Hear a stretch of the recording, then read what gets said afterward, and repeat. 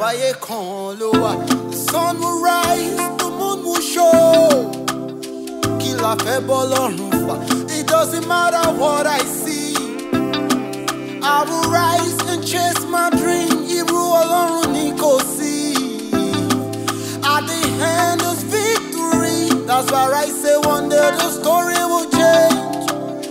Good things will come your way. Ìgbà yìí ò lọ bí òréré. Ayé yìí bí Okoto. One day the story will change. Oh, good things will come your way. Ìgbà yìí ò lọ bí òréré. Ayé yìí bí Okoto.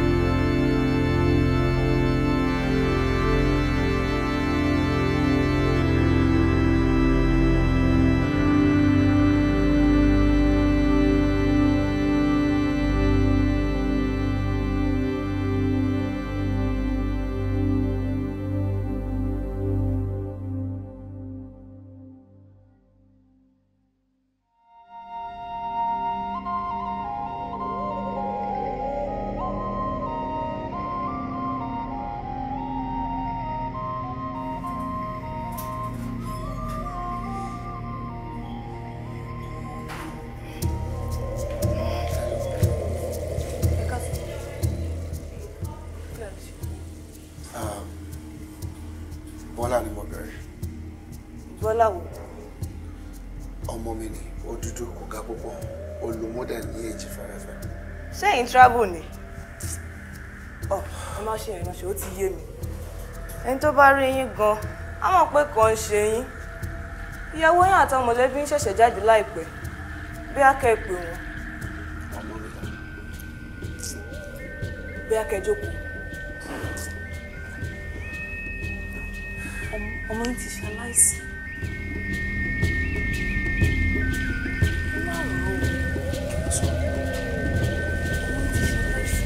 Bọ́lá ṣe kí.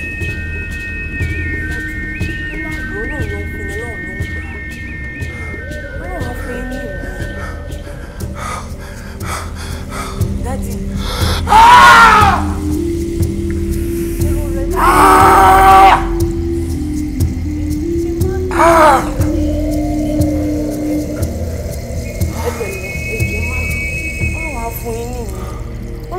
rọ́pò. Okoto, Okoto.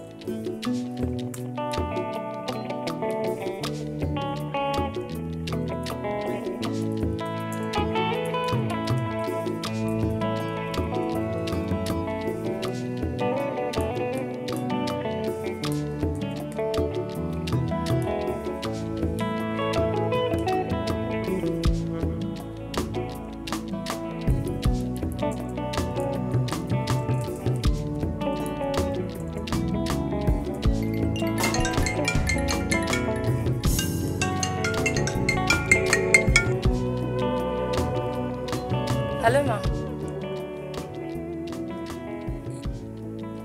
Yes, ma. I'll be on my way. Mumba on Sima. Yes, ma. Yes, ma. Right away.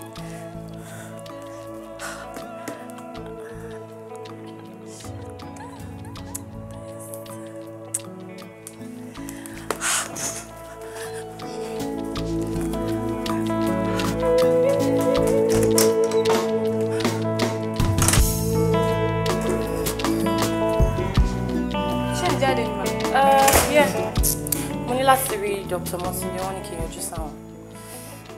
But make sure pé o clear schedule me. Then pay architect me more discipline yẹn ṣe take time to do yẹn. Time tin lọ, ó yẹ kó ti send. Okay ma. Make sure pé ṣe gbogbo ẹ leni. Ma pé wọ́n. All right. Take care. Ẹ ṣé ma. Ó dàbọ̀ ma.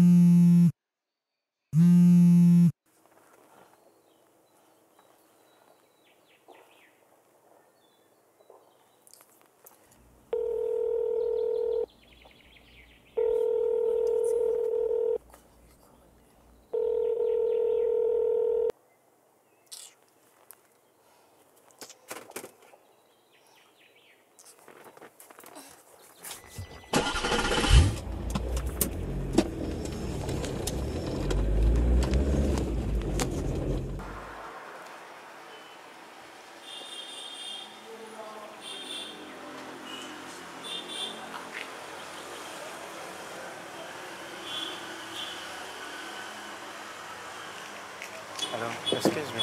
Please, I need to talk to you. Talk to me. Yes. Do you know me? Please, I really need to talk to you. It's about essay. Essay? Yes. Okoto, Okoto.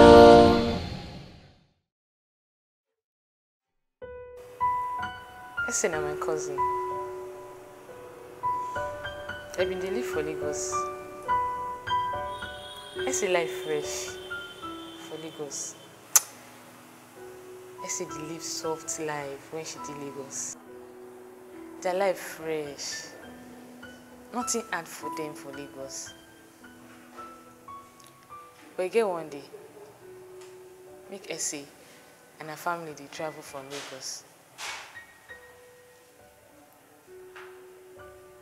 They get accidents.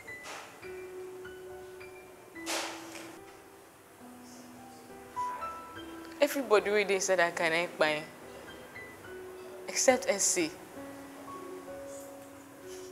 Essay na him the only person wey survive that accident. Because na only she remain. They had to bring her to our house. But Pima no gree. Pima dey say Essay na winch. Why be say na only Essay na him be the only person wey survive? Pima no gree. Pima say why they go bring Essay come the house? Because even we moved the house go to feed hard. Life no soft for us. They can't carry Essay come as extra mouths.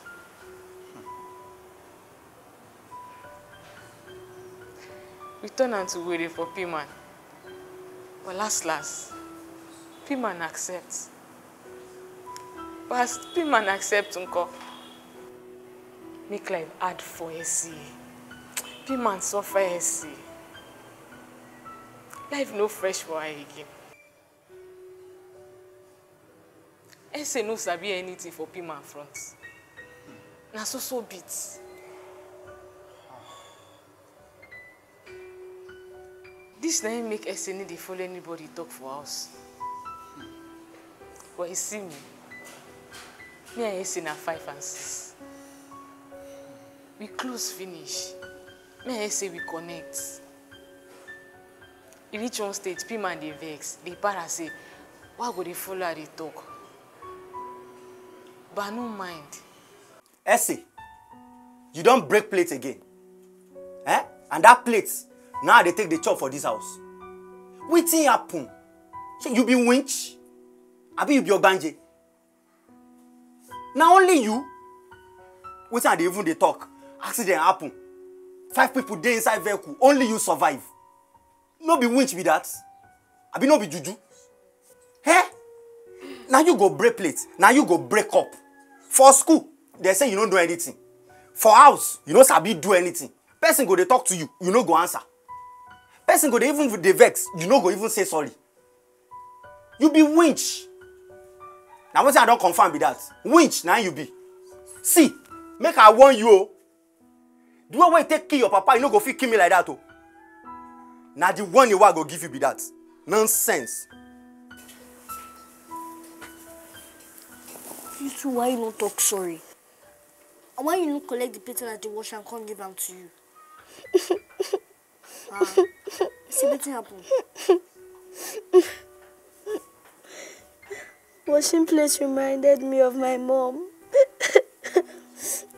I always washed the plate with her when she was alive. Oh, sorry. But you said you would talk sorry for Papa. Oh, sorry. Oh my, I'm going to lay here for you, yeah? Yeah, no cry again. Yeah, sorry. No cry again. Yeah, sorry.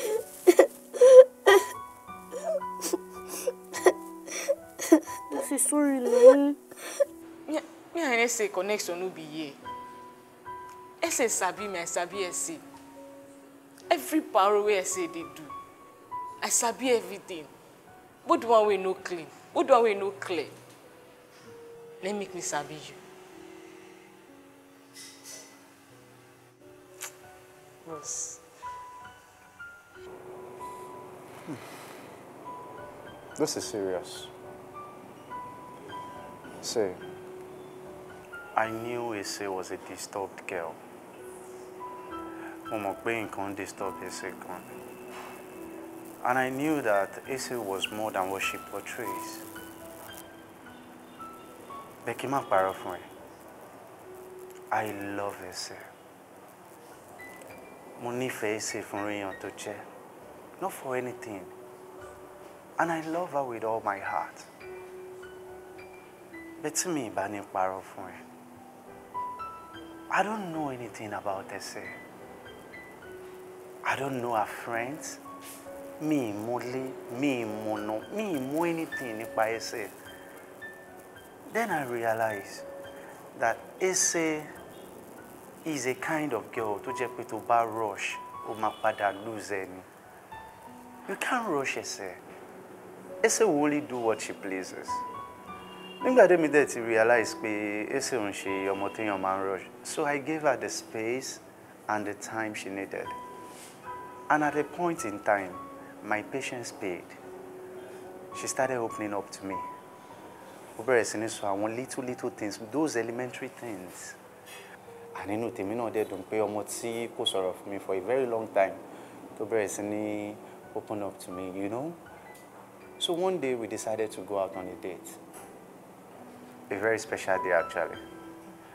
Mo ti ń dúró dè níbi tí mo fún la address.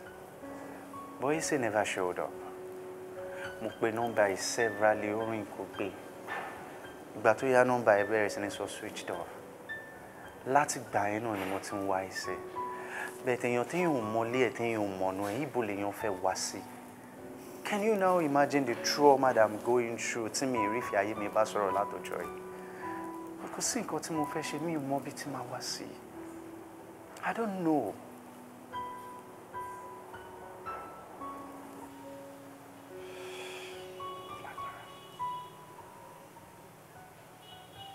That's okay.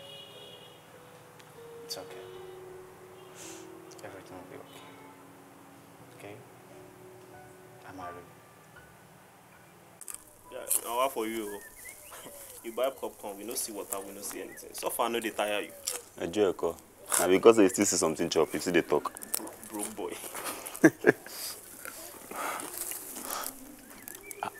Young lady, how are you? Fine, sir. Thank you for the popcorn, eh? Yeah, welcome. Want to buy more drinks, sir? Are you serious? Eh? Mo di mo bo se ntoju yan go. Kò ṣe. Sorry. A máa sọ pé ọmọ tó bá mọwọ́ wẹ̀ ó ìdọ̀dọ̀ kó bá gbàjọ. The fact that mo bó ṣe ń tọ́jú yàn ó ti pass. Thank you, sir. Thank you very much. Ó ṣe gan lè máa lọ.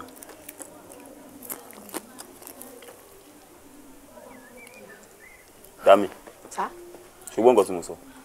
Ní pé mo dáadáa ni mí, sir. Ìyẹn kọ́. Mo lò lè máa lọ. Oh, okay. Ó ṣé o.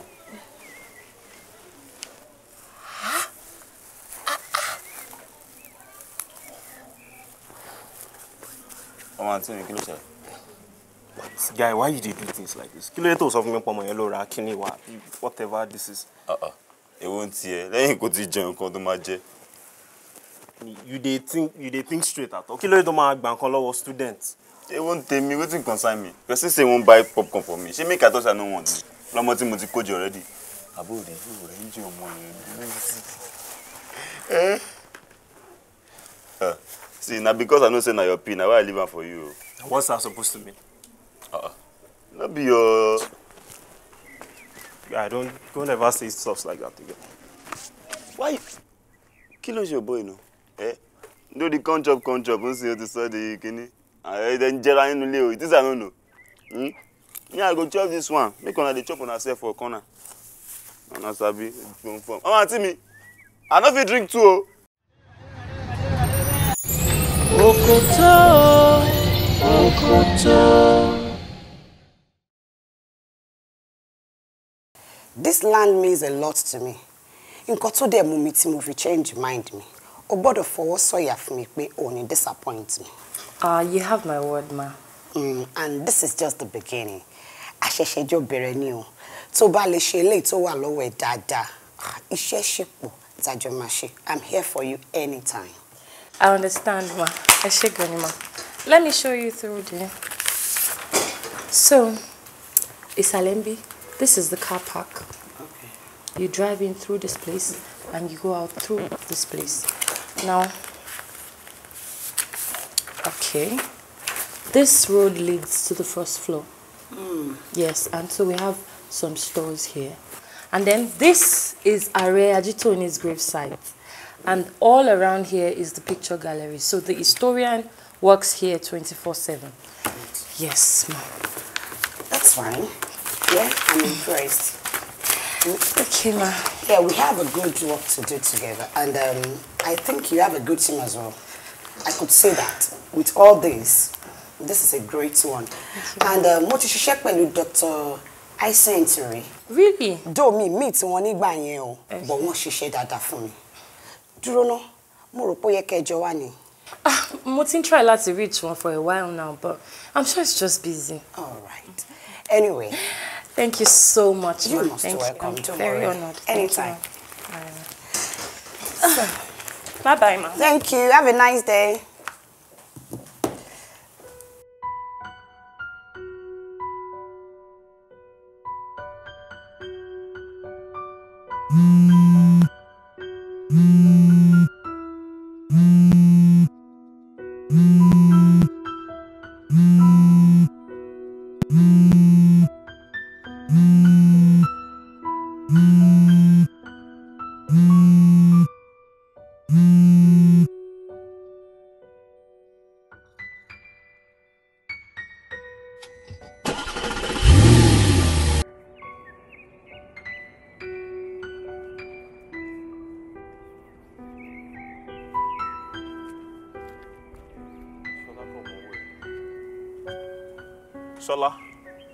Shola.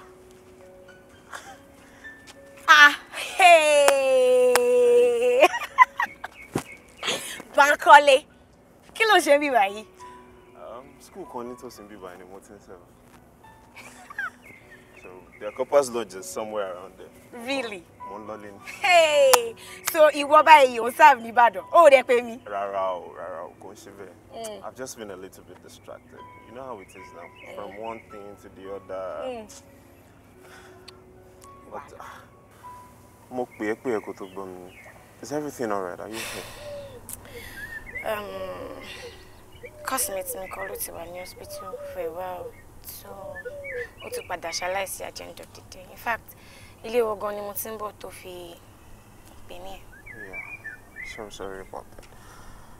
But ó ṣe jẹ́ ká dọ́dọ̀ mi kó fi yẹn sinmi, and maybe I'll just get you something to cool down a bit. That's a nice idea, but not now. Why not? You know me doing that. Honestly, you have no idea how much I've missed you. Actually, I feel the same way too, but it's just a bad timing. But you're a little uncle. Sounds I promise by then, Matiwa in a very good disposition, so, you know, good thing. all right.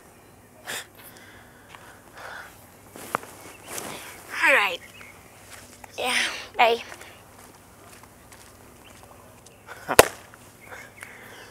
But I just got more interesting.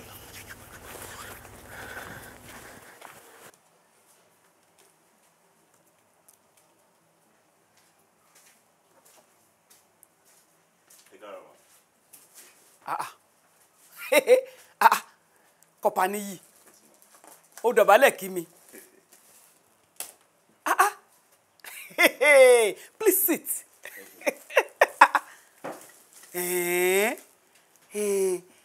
Ṣé o tún wá fún mi ní bribe mi ni? Rárá mà o. Mo kàn ní kí n wá appreciate iṣẹ́ tẹ́ ń ṣe ní life àwọn ọmọ yẹn. And as a token of my appreciation, I brought this little gift. Hey! Èmi nìkan tán. Ejubelo ma. Even in my life, you're not doing a small thing, ma. At this being you reported me that time. Actually, that is nothing. Ó kàn jẹ́ pé mi kì í like kí youth kó máa wà irresponsible ni. And I'm happy that you are now beginning to become more responsible. Well, actually, room cut man like at Bolili. Ẹ̀yin youth, tó bá jẹ́ wípé ẹ̀yin gangan take ara yín seriously. This country would have moved forward. And ara nǹkan tó fa situation tí Nigeria wà at present nìyẹn o. It is the unseriousness of the youths. You youths are the young and vibrant ones. If you take charge, things will be fine. Kí ló kù táwa ìtún fẹ́ ṣe? You are the young and vibrant ones. Take charge. The onus is on you to take charge and do well. Okay? You're right, ma. Anyway, thank you so much for this. I mean, I appreciate it. Yes, And thank you. You can go back to work. Thank you, ma. Thank you so much, ma. Take care, ma. Thank you. Yes, ma.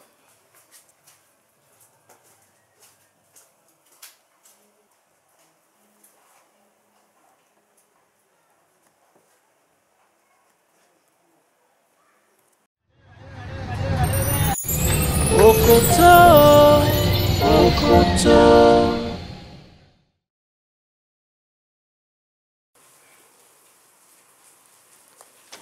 Oh my team. How far? Play the match on your arm there. Alaika Gbarale, creating Kora. Yeah, you entered my room without knocking. Courtesy demands you do the right thing, bro. Farabalẹ̀ let's say to go see bikini. What's more, be I could dress up at one way. Was it all the one way? How long I show what on John Law? Guys, say you know the board. Yeah, you know get work. Nice one. Well done. A minimum mess up now. A minimum runu coin now. I'm gonna say the same thing you. Not pay me now. You got to touch me there. I don't go.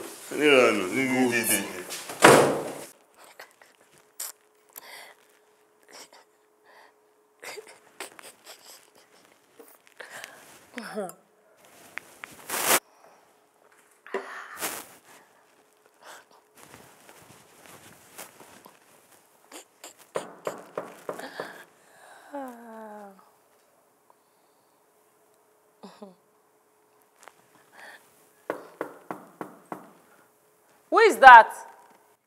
It's me. Okay. Yes.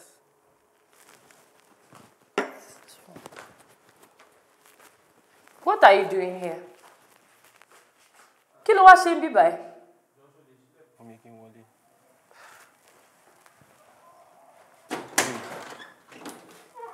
Can I come in? Thank you.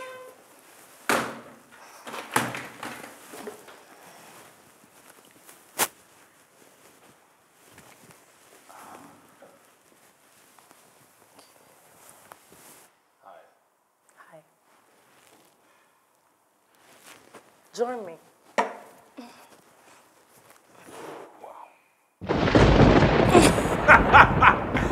You're not serious. Those were the times, those were the days. Anyway, from our lolly, let issue. Oh, why do you have to leave?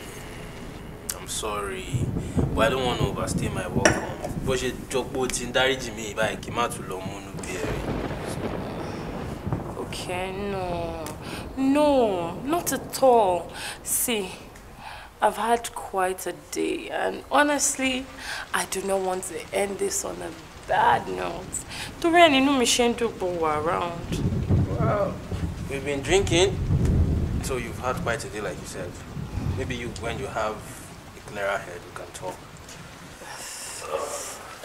Listen, young man. See, I know who you are. Okay. And I know what you want. You're scum. You and I know that you're a dog. Ha. So killing me at yet to fair my soul. Like for somebody who could be kissing the one person he called his sister. So kilo de to fair my deep off for me. Just drink up and go in with me. I'm sorry, I can't. Okay. You wanna? I only came here to make peace with you. Look, you know me, Look, I have to go. I have work tomorrow. Okay, listen. I'll pay you. See, I'll pay you 300,000. I mean, oh, le pa 300,000. Ibi shet on lolola no. Toyin, you are better than this. Okay. 300K ni mo fin lo eh. I mean, have you ever made that kind of money in your entire life? Come on. Toyin, mi ò wá sí ibà láti wá gba owó lọ́wọ́. But you need the money.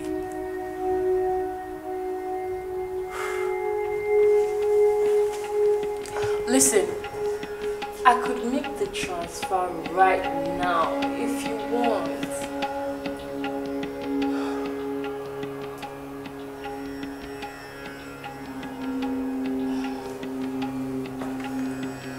I'm sorry. I'll make you 500. Let me make you 500,000. 500,000 naira. Come on. You know you need this money. 500,000 naira sounds good. Right. But what doesn't sound good is the insult I've had to swallow since I got here. You calling me a scum to my face, calling me a dog, then throwing money at me like... Just let me give you the money. Oh. You can keep your money. Come.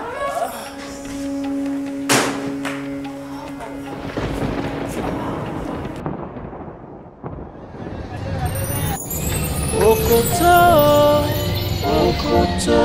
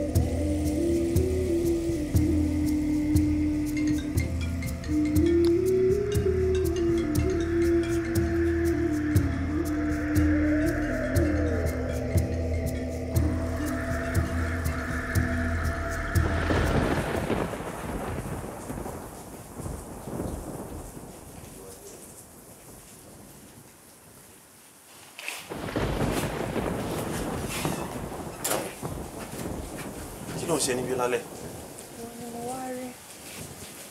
nínú òjò mo dáràn. Kí ló wá rí mi fún lálẹ́ ìsìn? I love you so much and I cannot do without you. Mo dáràn. Àbí irú wàhálà wo ni mo kóra mi sí báyìí? Banky W mi. Bẹ́ẹ̀ni dákẹ́ jàre, ta ni Banky W ẹ? Ṣé ò ń gbọ́ nǹkan tó ń sọ lẹ́nu ṣá? Have you realized that I'm your teacher? Teacher ta ni? Ṣé bí mo ti fẹ́ ṣe tán àti fẹ́ kọ exam wa? Dami, mi ò ṣeṣẹ́. I am not interested. I'm not interested in anything you have to offer. Dami, get out of my house and get out of my life. Don't frustrate me. Banky W, I cannot live without you. You're just wasting your time. Banky W, mo nífẹ̀ẹ́. Tó bá jẹ́ pé o nífẹ̀ẹ́ mi tòótọ́, o máa fi mí lọ́rùn sílẹ̀. I am your teacher and you are my student. Etí wo ló fẹ́ bá wa gbọ́ yẹn? Banky W mi. Dami, please, go home. Má lọ sílé. I am not going to change my mind.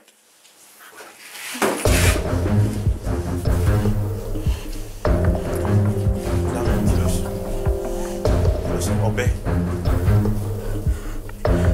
Ṣùgbọ́n tí mi ò lè fẹ́ mi, adé para mi.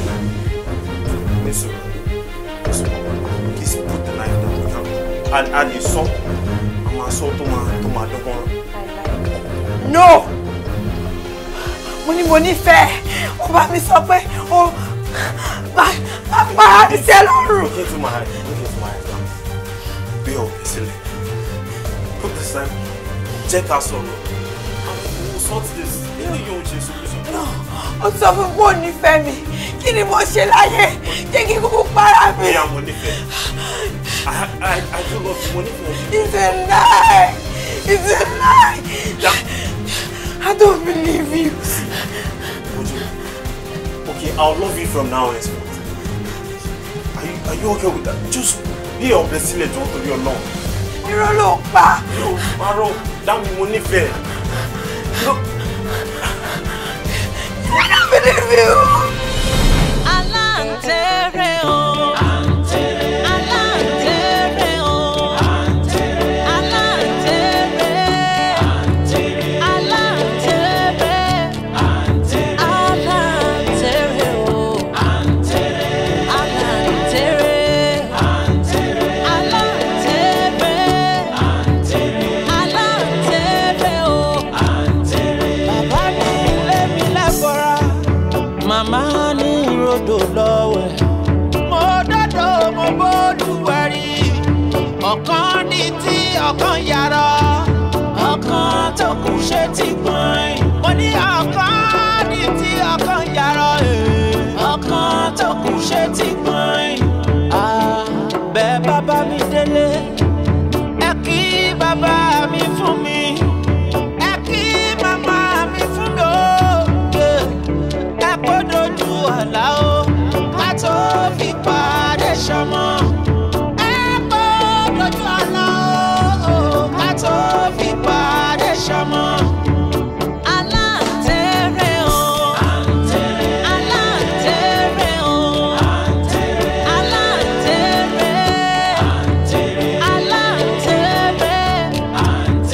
Bàbá ní ilé mi lẹ́bọ̀ra. Màmá ní ìrodò lọ́wẹ̀. Mo dọ́dọ̀ mo bólúwẹ̀rí. Ọ̀kan ní tí ọkàn yàrá. Alantere.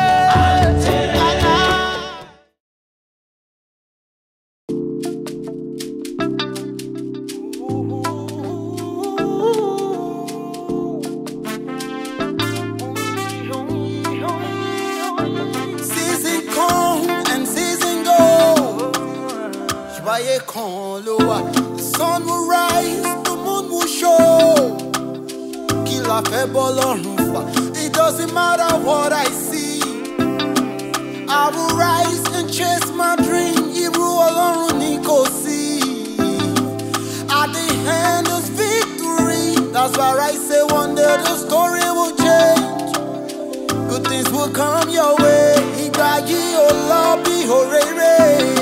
Ayé yìí bí Okoto. One day the story will change. Oh, good things will come your way. Ìgbà yìí ò lọ bí Okoto.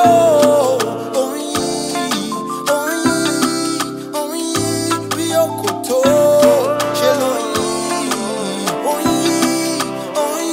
bí Okoto.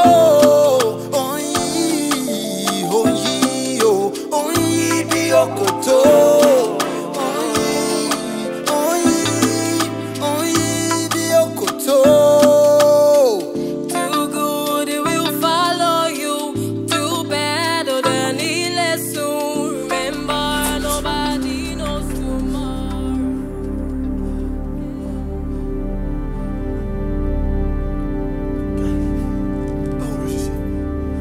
What do you mean by Bawo Musese now? What do you mean by what do you mean by Bawo Musese? This get fit die. Ha! Be mo cool down. Calm down. I will take her. See mo ko banu le mi náà ni. Mama, why you go stab her? Why I go stab am? Why you talk like this? Wait, see. Nígbà tó rí wọ́n ti gún ni. Ah! Oh no.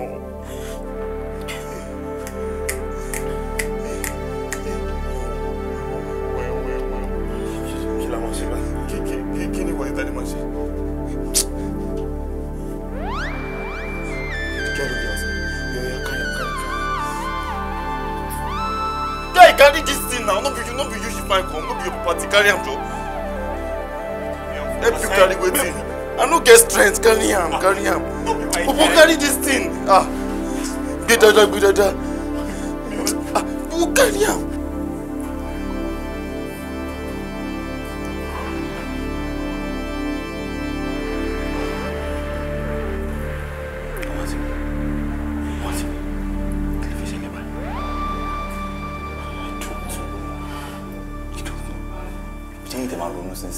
Because this matter if you go get back.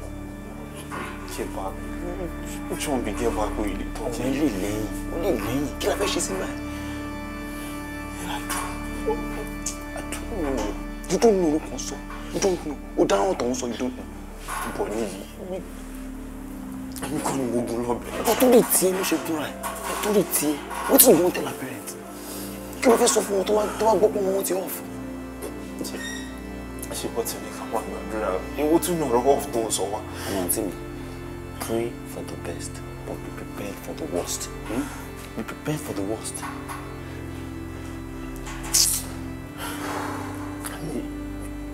You're supposed to be doing damage control. You're not helping situations here. This damage is beyond my control. It's beyond my control. I don't want to say something to one else. What do you want to talk? Madam, but you die. If you die later, I didn't saw the engine, not just which went for Mokowa. I say driver Burukuni. Say damage.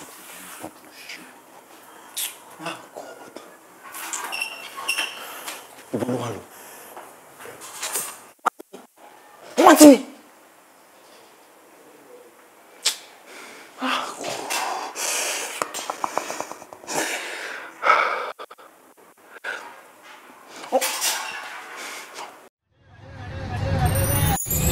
Okoto.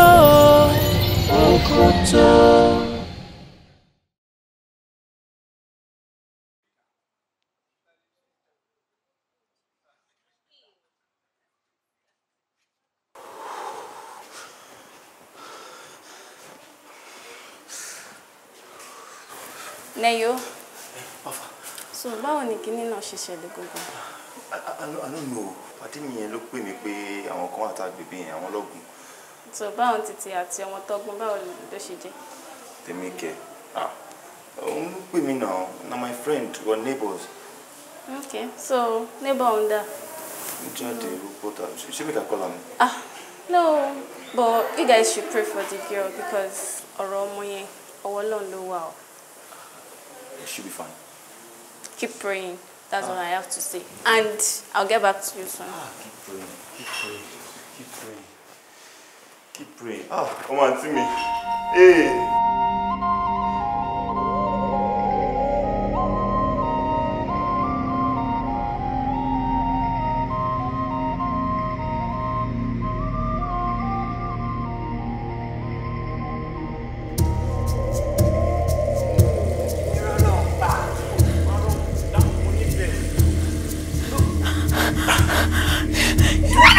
me.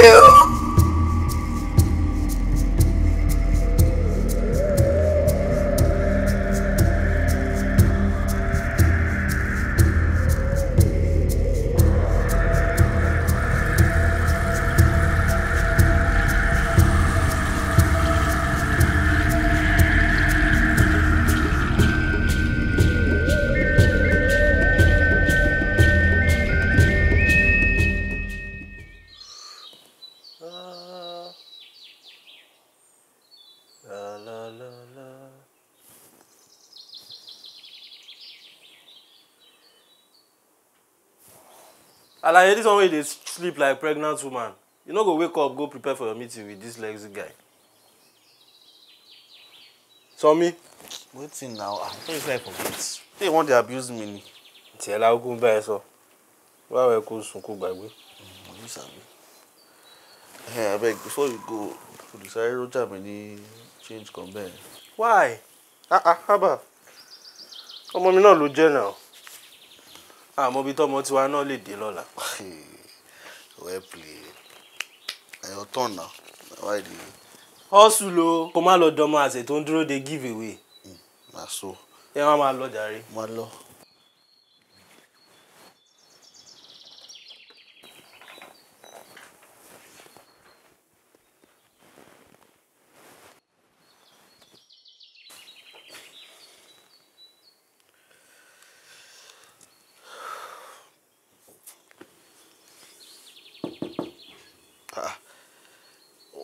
You know they go again, eh? Okay. Ivie, how far now? I dey. Sure. Bros. How you dey? How you be now? I know that say they run things now. I don't they call you since you no pick. I don't know now. You know the way these lines they do, the network they do these days. You know what they do anyhow, and it's been crazy here. I say it be for my side too. I bet you get my senior man. I'm supposed to ask yourself, because I try to reach out to her. I don't know. She don't even call me. She don't yarn me anything. I try her number. I no go. I don't know. She will come day. I reach out from village. I no see her for house. I call her number. E no go. I ask their neighbors too. They say they no CSA. Stay confusing. Get one Mr. X where she tell me about say they are 2-day rule one time like that. I dey suspect that man. Say waiting. I don't know, but that paro no pure at all. I beg you, nothing way no pure. Now I say now leave her. If you don't dey carried away by one flex, away person they flex am. Oh, you don't stress. Say I don't they walk to. So you don't they travel because of essay. I say now. True, sharp. Something still dey fishy. Nothing dey fishy. Nothing dey fishy. She dey flex for somewhere. She come. Now so I say they do. Once she don't flex, come out for where she take. She don't forget everybody. And when something happens, she come they call people. Don't mind them. Okay. If anything dey troubling or anything, she could don't call. True. Don't give yourself IBP. Sit down now. What me I offer you now? Oh, I beg. It's in there now. How work? This work day okay now. Now you dey flex. Bros, how you dey shine? You dey shine? You dey shine now. Thank God now. Your face show. Your teeth white. You white? You white now.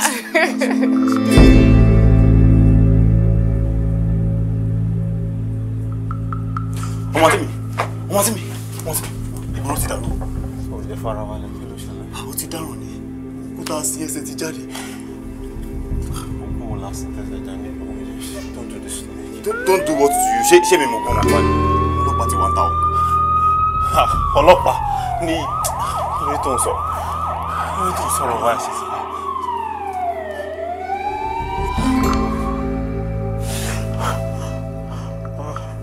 Olatunde no problem mo ko ra mi síbà. Ya Bankole je sọ fún mi tó. Ọmọ tí mi.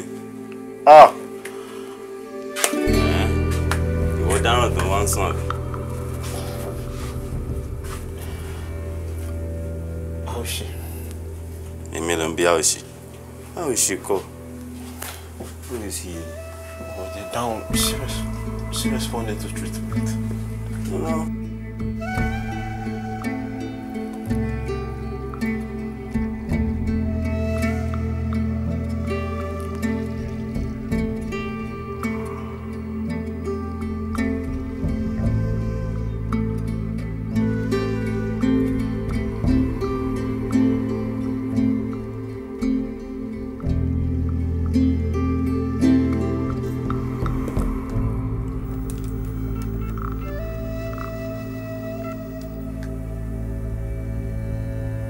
Yes, to see. My body in office me. Yeah, alright.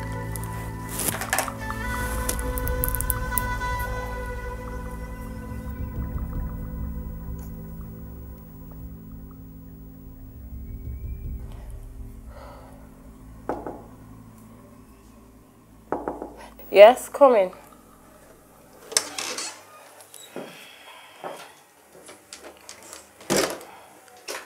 Yes, ma'am. Báwo ni? Dáadáa ni. Ṣé o ti gbọ́ látọ̀dọ̀ ẹ̀gbọ́n ẹ̀ náà? Ah, the last time tó wá síbí báyìí náà ni mo rí wọn gbẹ̀yìn. Ṣé kò sí ma? I've been calling him, kò dẹ̀ gbé call ẹ̀. Ó dẹ̀ ti ṣe díẹ̀ tí mo ti ń pè báyìí. Bóyá wọ́n busy. Ṣó mọlé ẹ̀? Mo mọlé wọn ma.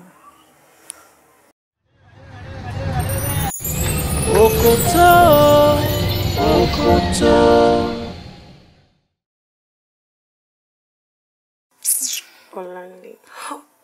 Ṣọlá.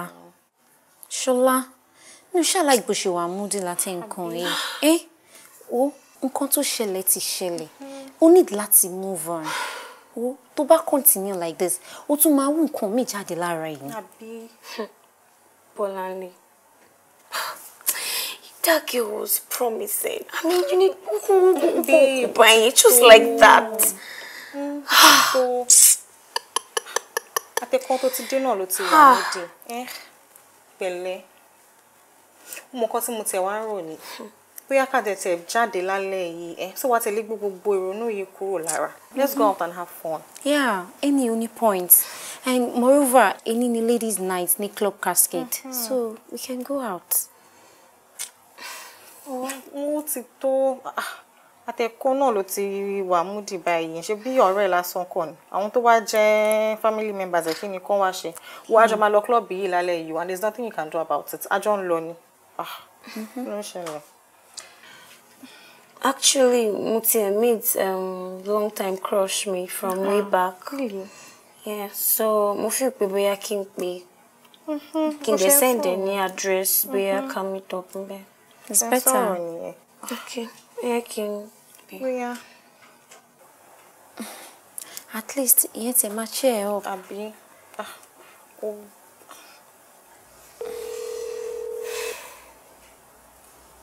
What's the ring? Okay.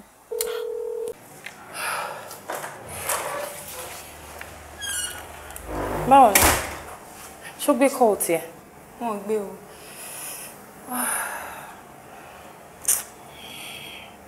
Ó yá, jẹ́ a lọ. Okay.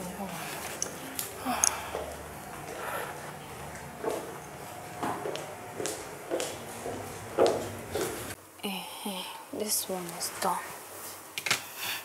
Mo sì fẹ́ bẹ̀rẹ̀ pé ṣé a máa rí bí àmàlà jẹ ní club tá lọ. Ṣé fún mi? Àmàlà báwo? Lọ sí restaurant, club là ń lọ, club. Mi ò mọ bí mo ṣe fẹ́ explain tó ṣe fẹ́ yí ẹ̀, bó tá bá débẹ̀ kó dẹ ojú ẹ̀ sílẹ̀, ìwọ náà máa rí bí everything ṣe ń lọ. Ẹ̀yà. Bá ṣe dress inú ó wà okay. Don't worry, ó wà okay. Ó wà okay gan. Òkè yóò máa fẹ́ wọlé o. Do you need my help? Don't worry. We're off yourself. Oya now, papa. Oya the second one. Oya mama bọ́ lọ lọ́nà ni o, cause I'm late already. Ṣé a máa rérò púpọ̀ ńbẹ̀? Ṣé fún mi? You will be fine. Oya. It's shut up. Yeah, get up. Hey, look at you. Ọmọ tán. Oya. Bàtà yìí. Oda. Very, very da. Ó da gan. Ó da gan. Ah, ṣe fún mi. Ma. Don't worry. You'll be fine. But I don't have to. Oya.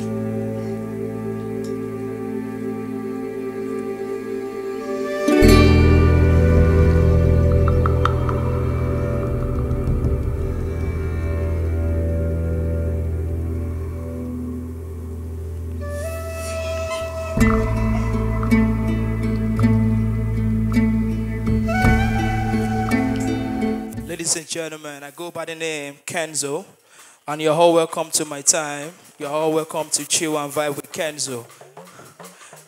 Kilowi, ewu wa etun wa wu.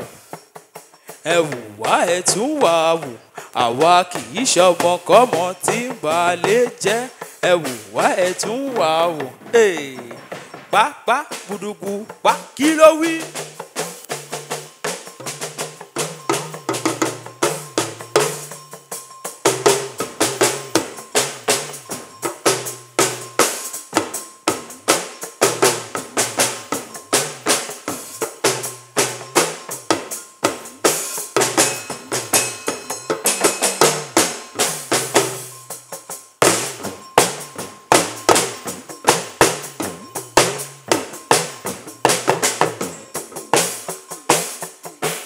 You can move to the right, you can move to the left. You can be sotu, you can be sosi.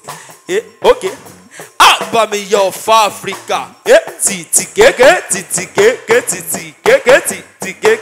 Abami yo for Africa. I dey feel you, my guy. I dey feel you.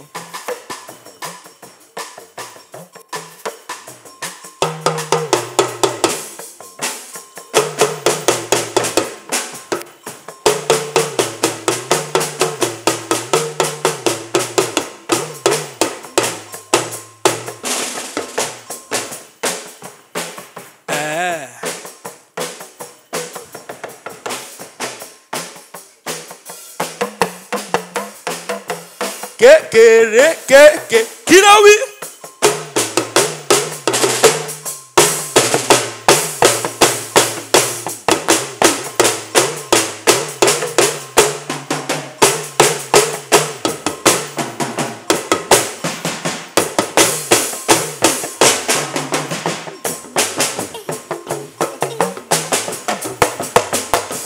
Babe. Yeah? What's up with your brush? Let me call him now, because I don't know.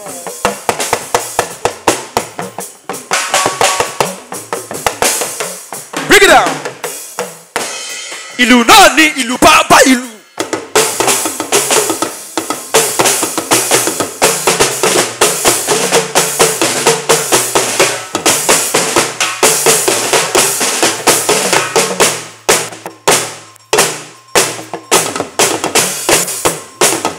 Yeah, this one. All right. Okay.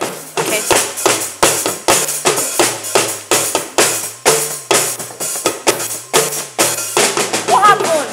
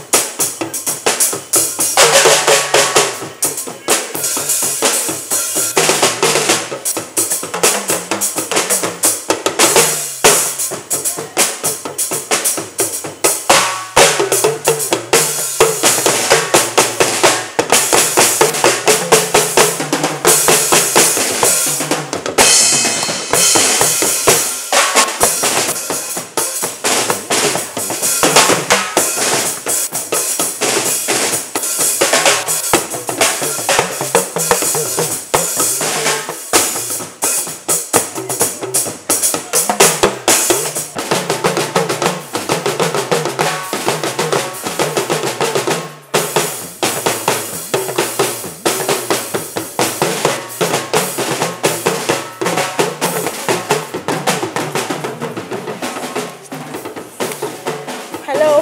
Yeah, what's wrong? What's your name? Any. Yeah, Yoruba. Thank you.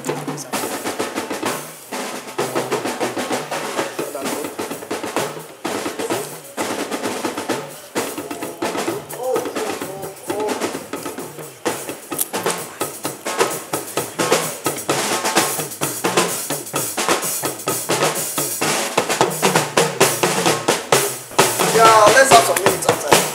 Okay, no problem. All right.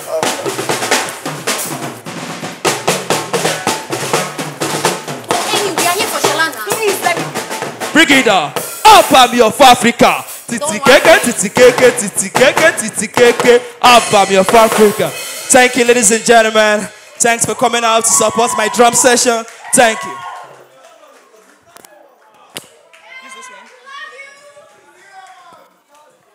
Ladies and gentlemen, you already know it's ladies' night tonight. You know how we do, you know how we roll. I'm going to be giving it to you rat-ta-ta-ta-ta-ta-ta. It's DJ Smalls on the wheels of seals. And when it's DJ Smalls, you know how it is. DJ Smalls with the pepper, with the ginger, with the sauce. I'm going to be taking you back to the old school days tonight.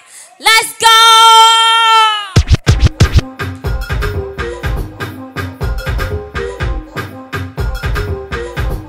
Like I said, my name is Lexi. I'm a PR consultant, brand influencer. I also manage artists. And also, I do brand representation with some multinationals in the country. Is it not picking? It's funny, it's still ringing.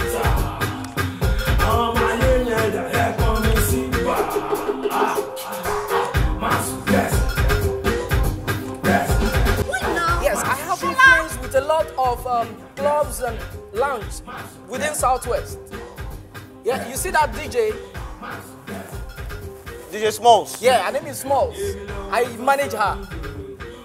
Yeah. So I listened to your song a few days ago by chance. Trust me, you are talented. So can I meet you? My name is Simi.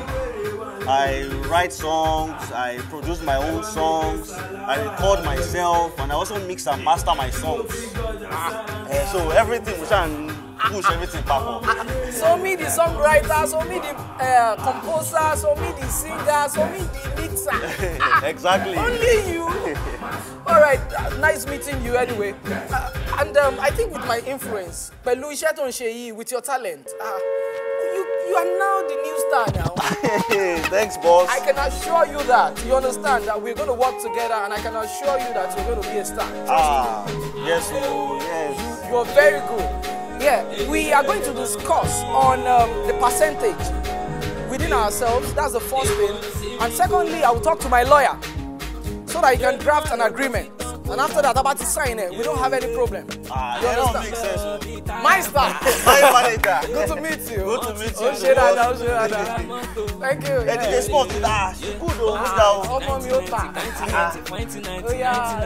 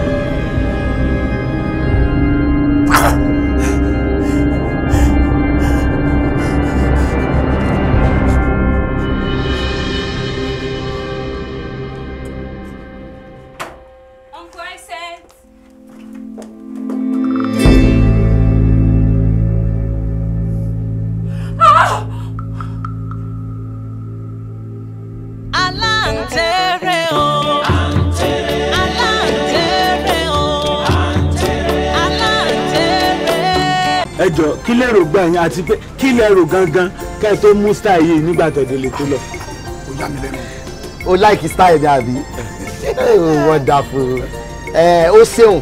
Torí ẹ̀yin èèyàn báyìí náà ni. Ẹ jọ ẹ má sọ ìtàn ẹ fún mi lánsà kí lérò gbà yín. Ẹ fara rẹ balẹ̀ ìgbà tí mo bọ̀ láti ṣàlú ọ̀ràn wa.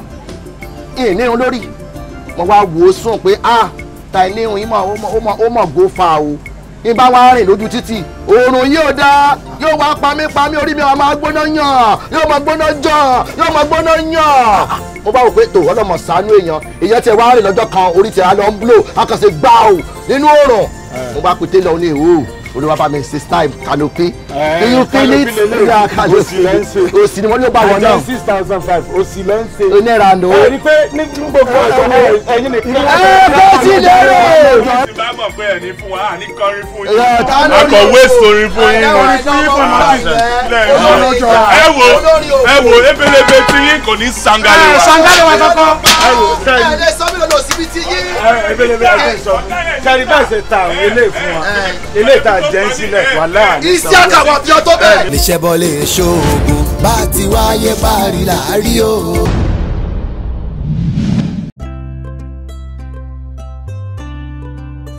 Welcome to Canada and ṣé àrẹ́dẹ̀ ti mọ́lé báyìí? Mo try ṣùgbọ́n òtútù yìí ti pọ̀ jù. 4 years ago, I met this beautiful angel, and believe me, it was love at first sight. And since then, our love is still going and waxing stronger. Lover boy. Babe, ebi ń pa mí o. Ẹ̀bà iná mo ń tẹ̀ bí yìí o. Ẹ̀bà, patrol. Kí ni nǹkan tó ń ṣe? Lewis body dementia. Àwọn tí irú àìsàn bẹ́ẹ̀ bá ń ṣe, brain wa ó máa function. Advice kò tètè dá padà sí Nàìjíríà before things get out of hand. Kí lélẹ̀? Ṣé kò tí mo wọ́n dẹ̀ fún rẹ̀? Mo wọ́n dẹ̀ fún ẹ̀pà àti gàrí. Owó wá jẹ́ òkúrú wá fún mi. Ṣé lè jọ yóò jẹ gàrí lójú ẹ̀? Officer man, stay out of this. Stay out of this and I mean it. Stay out of this. Stay out of this.